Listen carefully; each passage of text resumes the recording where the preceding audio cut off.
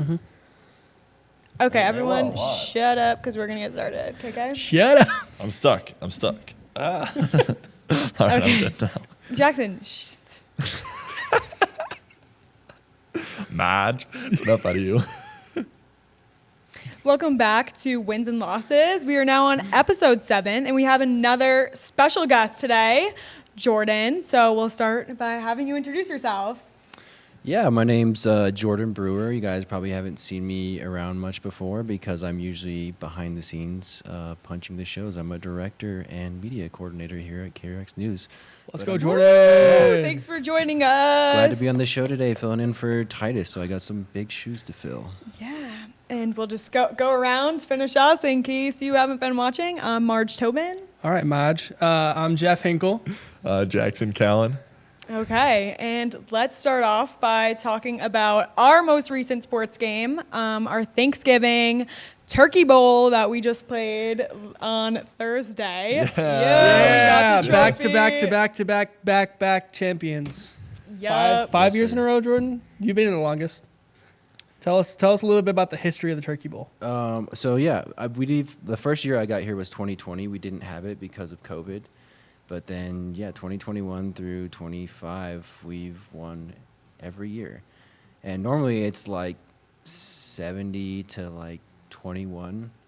But this year, the arm was giving me problems. So I couldn't quite dial it in, but we still got the job done. You didn't get enough rest. Oh, let's take a look at let's take a look at your QB Wait, prowess. no, this is here. some good stuff though. Like Jackson, I was impressed. Look at this. Yeah. Okay, that's 2. Are we gonna show me getting absolutely mossed by one of the KKCO wide Here's the receivers? moonshot right here. I don't I think didn't that get one's that. in here. It didn't get in there. Oh, yeah. What a Like- throw! Oh, yeah. Are we serious? Jackson, did you play football? Oh, yeah. Pick I 6. did Taking not. it to the house. You Yeah, can't catch Jordan me. showing the athleticism. The elbow didn't work, apparently, but yeah, I'm, like, the knees confused. I are don't think working. that I was the had the issue. mobility this year, that's for sure. I don't think He's you a were real our issue. two-way athlete. Look at Jordan Brewer in the orange cleats. My goodness. Yeah, I got to show off. Also, Oh, Jeff, this is you. no, it's not me. That is. Oh, is it me? It's gotta be. literally Yeah, this you. is Jeff. This is your This is catch. my Oh, moment no. of glory. This is my one Yes, catch, Jeff. and then I fall down. Yeah, look at how mobile. Chad. There he goes. Yeah. Yeah, Chad. Oh, yeah. Not so That's great our after Fox the catch, anchor. But no, I think the game this year was a lot more competitive. Ian with a tackle. It was a It lot more definitely was. competitive Defend! than the other year that I went. Yay.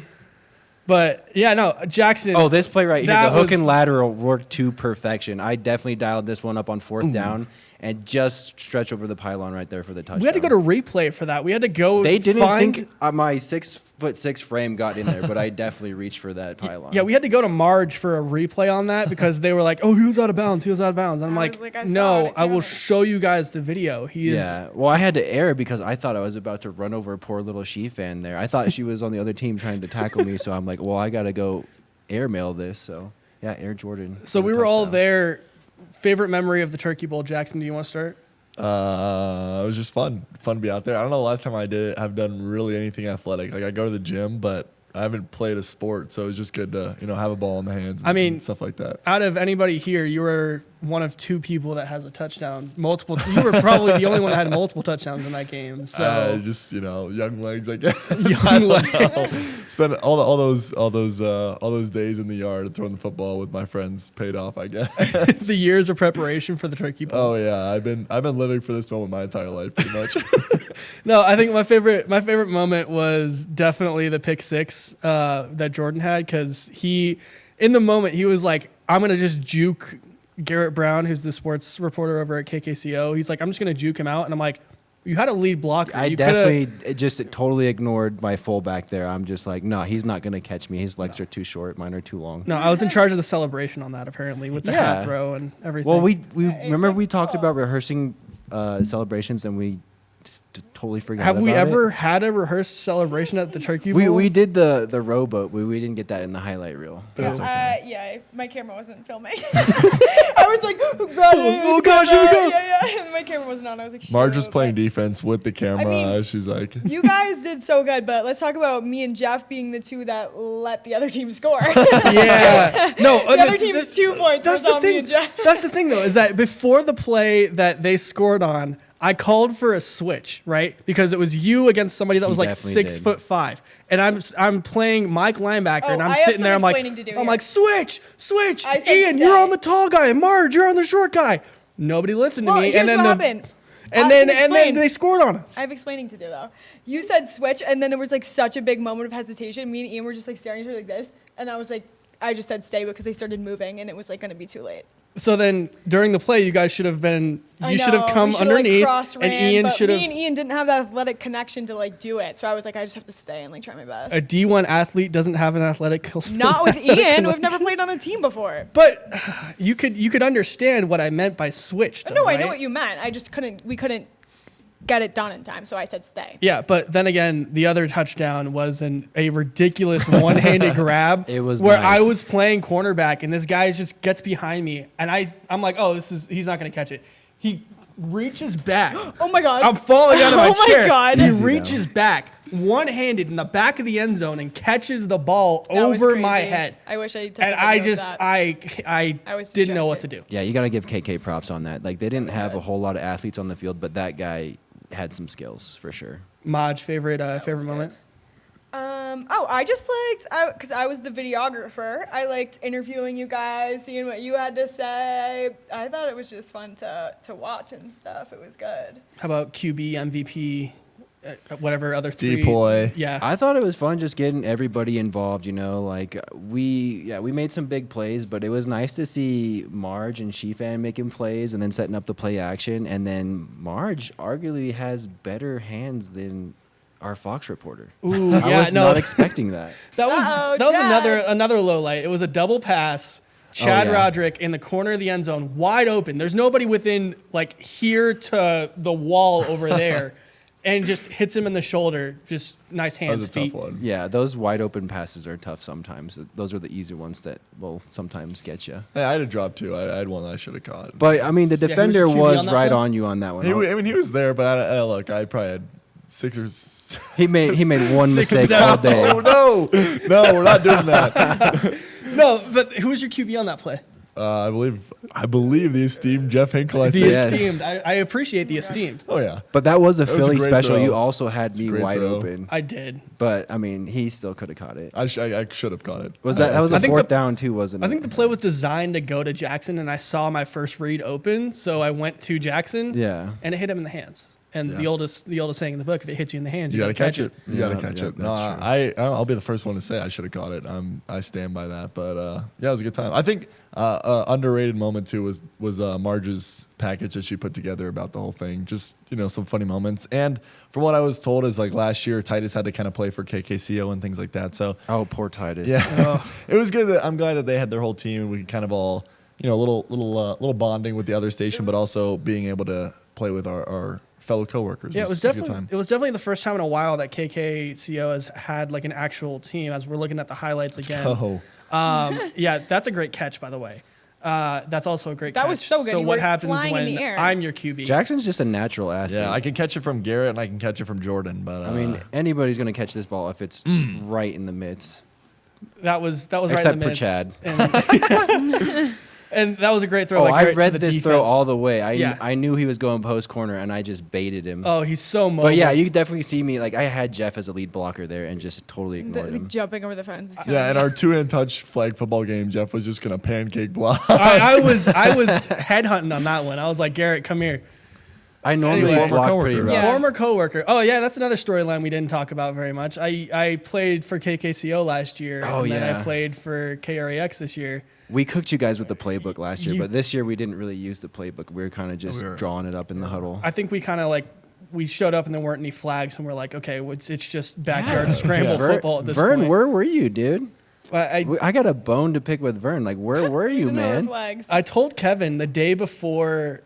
Kevin McChesney, our sales. Yeah, our he was sales there. He manager, showed up. He showed up, but where was the rest of the sales department? Like the brothers weren't there. Like Vern and Brett did not Those show losers up. were probably spending time with their family on Thanksgiving. I can't believe it. I would have loved to spend time with my family for Thanksgiving, but spending time with you guys and spending time with Oh yeah, everybody- we are your family here. Yeah, now. pretty much. because we're a family. Family. Oh. So I had to get yeah. a miracle That's reference in there. sweet. A Miracle reference or a Fast and Furious reference if you're a Fast and Furious fan.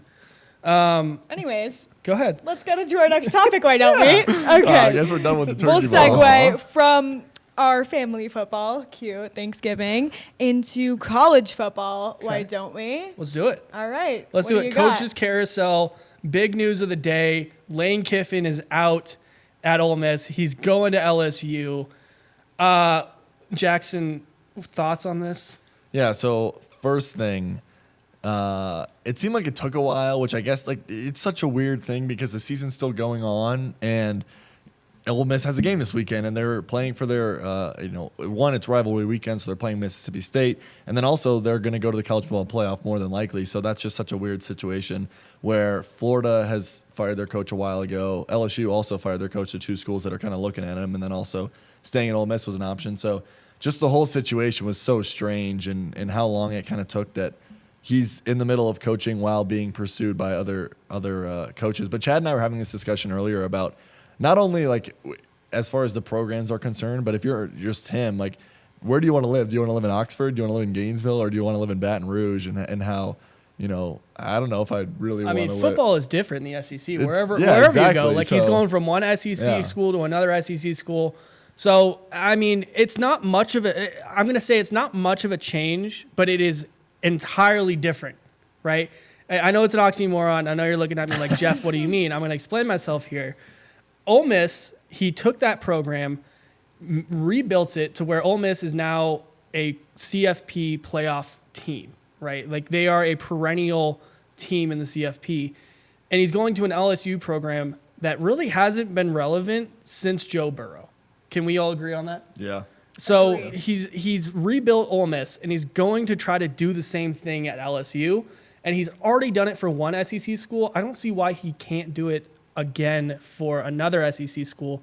But it's interesting that you brought up the topic of him still coaching or him not coaching Ole Miss while this is all going on, because the University of North Texas head coach, which also University of North Texas, great season for the Mean Green down there in Denton, Texas, but their head coach is going to be the head coach at Oklahoma State next year, but he is still coaching the team through the rest of the season, and it's agreed upon between the school and the coach that he's going to coach the team and then he's going to go to Oklahoma State next year.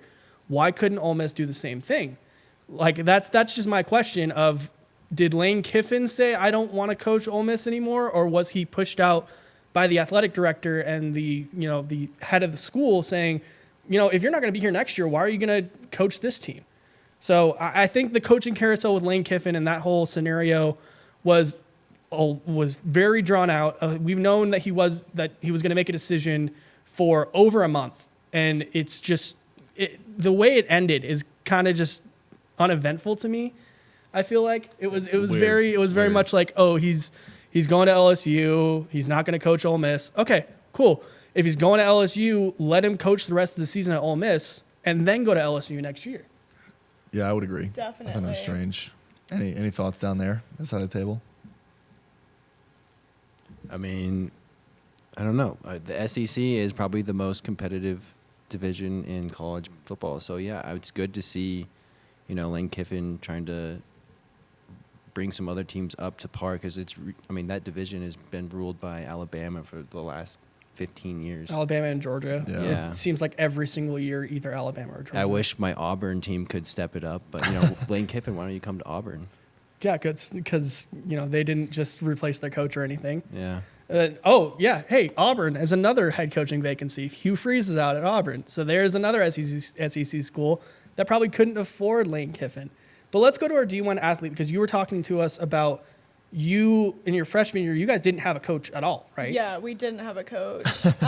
Well, first of all, I think it's a strange situation for them to be in. Like, I would love to know how that decision got made as well. Like, was it the coach's decision? Was it the athletic director or decision? Like, I would love to know how that was made, because I think it's so strange that he's not just like riding it out with this team. I didn't have a coach when I went in my freshman year. We had a lot of coach hopping, I would say, before I got there.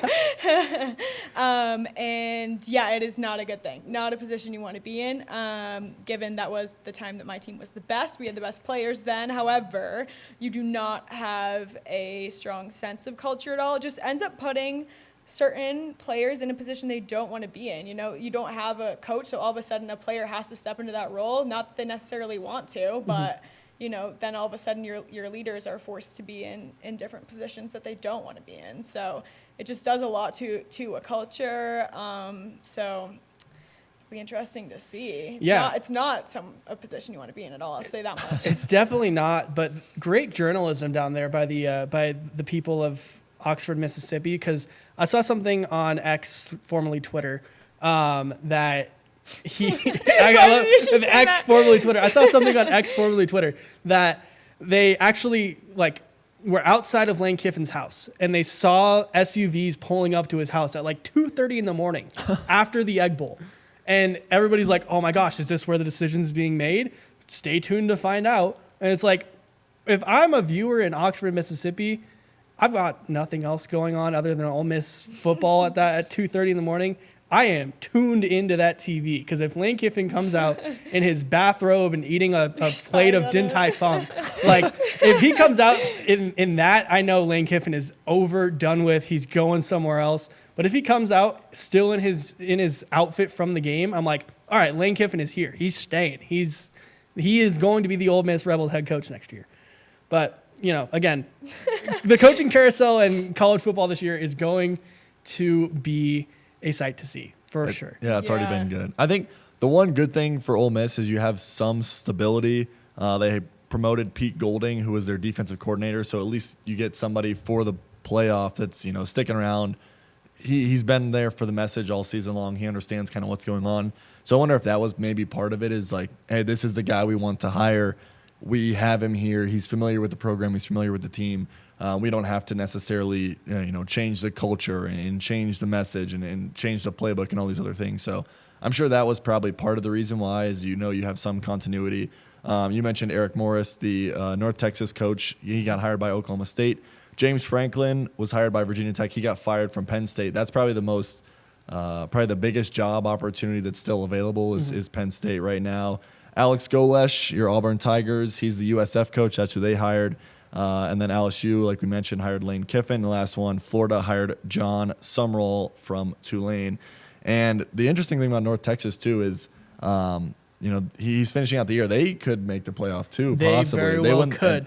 They win their conference, and all of a sudden they're sitting right there in the CFP because the ACC is garbage. Stay tuned for wins and losses. Stay tuned for wins and losses. Holy cow. But anyway, the Group of Five representative, that's a whole different topic that we can talk about on a different episode. But let's go into it's that time of year where basketball is back in season. We know the men's season is here, the women's season is here. Let's talk a little bit about women's basketball. And just, we've seen the Caitlin Clarks, we've seen the Angel Reeses, but women's basketball is back to the point where I'm like, if women's basketball is on TV, I am glued to that television, right? Azizi Fudd at UConn is an exciting... UConn on top. Azizi Fudd at UConn is one of the most exciting players that I have seen, period. And Dallas has the first pick in the WNBA draft, so theoretically she could be reunited with her college teammate Paige Beckers. Any thoughts? Could be. Yeah. I just think UConn's so impressive. Their coach is insane to be getting all these players out of them, the people they're recruiting. UConn has never not been in the top for women's basketball, and I think that's something that needs to be talked about. They're insane. Yeah, I mean Gino Auriemma is GOAT. He is in GOAT conversations in sports in general. Women's basketball, I would put him up there with Pat Summerall as one of the best women's basketball coaches of all time, if not the best. Because like Marge said, going back to UConn's dynasties in the early 2010s, late 2000s, you've got Diana Taurasi coming out of there. You've got Nika Mule coming out of there. You've got so many of these high caliber players that go and play basketball at UConn. And then the men's side with Dan Hurley. UConn has become a hotbed for college basketball, and it's exciting to watch. And this is where Caitlin Clark wanted to go. His only loss is that he didn't pick up Caitlin Clark when he had the chance, but she wanted to go there. He didn't choose her. I mean, top players want to go there. Yeah, That was a miss. I think that was probably a miss. that was before was the his days. miss, that was but- before the days of NIL. So he couldn't throw a $20 million paycheck at Caitlin Clark and be like, "Hey, here's your Nike deal. You're a freshman starter. Go ahead." But True. you know what Don Staley's done at South Carolina, also a great program, perennial powerhouse in women's basketball. You know, they've got players coming out of South Carolina, UConn, UCLA. There are so many good programs in women's basketball. It's kind of like the NFL this year, where you don't really know who is going to be the true number one until you get into March. And that's the beauty of March Madness and the tournament in general, is you don't really know who's going to come out on top, right? You got the 1 seeds, you got the 16 seeds, but I just thoughts on the parity going on in women's basketball. Anybody? I mean, I think it's getting better all the time, which I think is the biggest thing that helps the tournament a lot. Is now there's a lot less of a discrepancy between the top 10 teams and the next 15 or so. There's still a pretty big discrepancy between like 1 through 30 and then everybody else pretty much. And then obviously the top 10 are also, they have kind of separated themselves still. But I think it's just, it's getting better every year. It's like a lot of smaller sports. I think Marge and I are both lacrosse fans, so it's something that you see there as well, where all of a sudden there's more and more people playing women's basketball. There's more and more people playing lacrosse, all these smaller sports. And then more and more programs can compete and actually be, have a chance in March Madness instead of just UConn and South Carolina, which most years it still is those two teams, but you throw in a different school in the Final Four and the Elite Eight every now and then, which is good to see. Yeah, how about let's go to our resident hooper, Jordan Brewer, hooping at the Clifton Community Center every Thursday. You think you can take Azizi Fudd one-on-one? Oh, not these days. Maybe in my prime, but I have been slacking, But He mentioned that elbow's getting a little old. I can throw the football maybe half a day. I don't even know if I can shoot a whole night anymore. But gotta get the tendonitis taken care of. And then maybe. Do we need to get a stress ball? I or could probably something for you? gear up, We but need an I would AT not be able to stat. score. How many possessions you got on defense? 1 or 2, or you got good cardio? I mean, it's decent. It's not as good as our weatherman's, but Ian's running around all day. We've got some tall guys working at Yeah. KREX. We've got Jackson. Jackson, how tall are you? 6'5"? 6'3". 6'3". That's it. 6'6". Jordan. and then Ian's Ian's 6'5". 6'5" or 6'6". We did have a 6'7" guy, but he's gone He on is to bigger and better things. Yeah. Bigger and better in Chattanooga, Tennessee. Yeah. What Big Will Levinson, you would have loved wins and losses. Yeah. Let's go on to. Is it about time to kind of discuss our wins and losses of the week? Yeah. Gotta Jordan, do you want to start us? Yeah, I got quite a few winners this week. I'm going to start with the 2024 quarterback class in the NFL. Caleb Williams and the Bears, 9-3. They pulled off Ben a hell Johnson of an Merchant. upset against the Philadelphia Eagles. Ben Johnson Merchant. Oh, yeah. I will say that with my chest. If Ben Johnson does not go to the Chicago Bears, Caleb Williams is seen as one of the biggest draft busts in recent history. But again, you're looking at the shirt. I'm a Packer fan, so I can't ever speak nicely of the Bears. Ever. Yeah. But again, he's making do with what he's got, right? And DeAndre Swift is having a great season for them. And he's got Luther Burden to throw the ball to. Does he throw the ball to him? No. He will when he needs to. Once it comes playoff time, they will unleash Luther Burden. He's kind of their secret weapon right now. But they have so many weapons right now. I mean, you got Colson Loveland, you got Cole Kmet. They're 2 tight ends just killing it. They're going to be tough to stop. And then that dual-headed run game is just unstoppable. I think they combined for over 200 yards the other day. Mm-hmm. Yeah. But then again, Go Bears. Did you just drop a go Bears?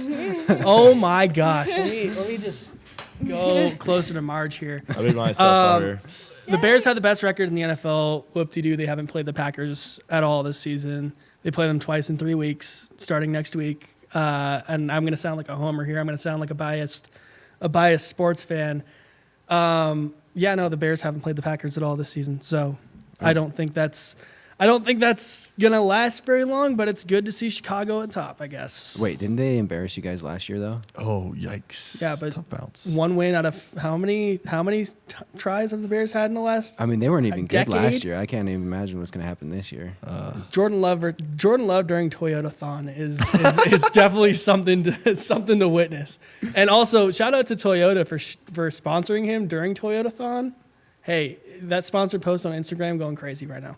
Not gonna lie, you have a couple more winners. Get to those. Okay, so yeah, continuing on with the 2024 quarterback class, my boy Bo Nix and the Broncos are 9-2. They're actually playing right now. I can't believe I'm not watching the game right now. I actually just remembered that they're playing. But yeah, I'm so hyped for my Broncos this year. This is the most excited I've been in literally 10 years, and we are definitely seem like a reminiscent team of that 2015 championship team where our offense isn't quite clicking on all cylinders, but the defense is just holding it down this year, and only big things to come. And then I got to give a shout out to Marge's team's quarterback, Drake May, just absolutely killing it. The number one team in the NFL right now is the New England Patriots. Yes, sir. Mike Vrabel is a much needed breath of fresh air for the Patriots. Yes. The fact that Tennessee let him walk is just mind-boggling to me. It's just, the NFL is good when the Patriots are good. I will admit that. And in the fact that the AFC East, outside of the Patriots and the Bills, you have the Jets and the Dolphins. Like, when was the last time? 2009, I think, was the last time the Jets were any sort of relevant. And the Dolphins. It's rough being a Jets fan. Yeah, Did you say being a Jeffs fan? It's tough to be a Jeff fan. Tough to Freudian be a slip. Jeff fan. But anyway, yeah. I'm your fan, Jeff. Thank you, Jordan. I always Appreciate That it. makes give one you of props us. during the show. Yeah. And what's your biggest loss for the week? I'm gonna love saying this. The Kansas City Chiefs, and it's about time, baby. You guys are going down. The dynasty is over, and I'm so happy to see it. I'm all here for it. Just don't tune in. No, T-Swift. It's too bad, Chad. Yeah, just don't tune into NFL Network because they're gonna keep spouting that the Chiefs are. Oh yeah, somehow and relevant. Taylor Swiftie fans, you guys are taking a big L this year. Thank God. Whoa, T Swift slander on the podcast is. But yeah, that's all I got. Let's crazy. move on to you guys. Okay. My win for the week is us. Let's go. Let's go. Show the trophy. Okay, Show the yeah. camera. Can we get? Yeah, I'm like. There you This go. is Yeah, the we go. closest stuff Yeah, we can let's get go. of that, but slay. Okay, go us. Thank you. Yep. And my loss is just the fact that I'm missing Jason Tatum on my screen. What do you mean? Because he's hurt. He's hurt. Yeah, Oh, That's a good one. The NBA isn't the same without him. I'm like, I don't even want to watch this. Like, where are you? Like, come back. Pookie, I miss you. He's not. Pookie. No. I can't. I'm just gonna take these off. So I can't watch basketball without him. So that's my loss. Okay. Is it him or Deuce? Good question. It's both of them. I miss both of them. I miss Okay. Deuce. I miss Jason Tatum, and I need them back. That's all. I won't watch basketball without them. Okay. Okay, so my biggest winner of the week, I will have to say the LSU Tigers. You guys are getting a real good one in Lane Kiffin, and I feel like the LSU Tigers are going to be good for the time come for years to come because of Lane Kiffin. I just think he turns around programs. That's just what he does, and the LSU Tigers, need that breath of fresh air. And I think Lane Kiffin is exactly what you all needed. Biggest losers of the week. I'm going back to my fantasy football trend. If you guys have been following along with the show, biggest losers of the week are people that played against AJ Brown in fantasy because AJ Brown went Finally. off on Black Friday. Finally. He single-handedly lost me my matchup this week. So that's my loser. My winner, pretty simple. Colorado sports fans, I think we may have had it up before, but I'm a hockey guy. I've said it a couple times. Nathan McKinnon is well on his way through 25 games to winning the MVP, the Hart Trophy. He's also possibly could win the scoring title as well in the NHL. He's just been dominant. He's insane. So good. Cal McCarr also probably going to win the Defensive Player of the Year, or Defenseman of the Year, I should say, the Norris Trophy in the NHL. They've both been phenomenal. Denver, they're cooking. They just keep on rolling. 8-game winning streak, and then the Nuggets have been pretty good as well. So Denver, Colorado sports, can't beat it right now. And then my loser of the week, we talked about it earlier, ACC football. Wow, what a just demoralizing ACC championship. One of my best friends from grad school is a UVA fan, so congrats to him, congrats to UVA. But if Duke wins next weekend, there is a very real chance that the ACC does not have a team in the college football playoff, which is insane with how it is now scheduled out. SMU, what happened? I know. They lost to Cal. You lost just to so Cal. brutal. So, yeah, the ACC, thank goodness it's basketball season because holy cow, the football teams are garbage. Okay, well, that was good. Yeah. Great job, everybody. Thanks for watching, you guys, and we will see you next time on Wins and Losses. Thanks, Jordan, for joining us. Hey, thanks for having me.